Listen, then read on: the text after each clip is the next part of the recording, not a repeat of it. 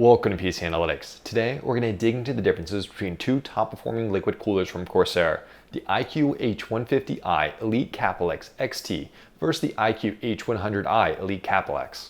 We've got our test bench right here, ready to put these coolers to the test and give you all the information you need to make the perfect choice for your setup. Each of these features an AIO liquid cooling solution with the H150i using three 120mm fans, while the H100i uses two 120mm fans. In regards to installation, both coolers offer a similar installation, with the 150mm being slightly more difficult due to its larger size. But we know you're here to see how these two coolers differ, so let's dive into it. We've tested both coolers with the AMD 5800X CPU over idle, high, and overclock temperatures, and have two sets of charts to show you, one that looks performance normalized at percent speeds, and one that looks performance normalized by sound.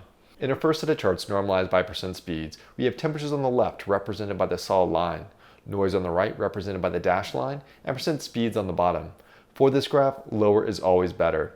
At idle, the H150i in blue runs slightly cooler at the lower percent fan speeds. As we turn up the heat to 105 watts, we can see that the H150i begins to materially outperform at the lower RPMs. However, this difference shrinks to minimal levels as the fans approach 100% fan speed. Additionally, both coolers have a similar noise profile, even with the H150i having an extra fan.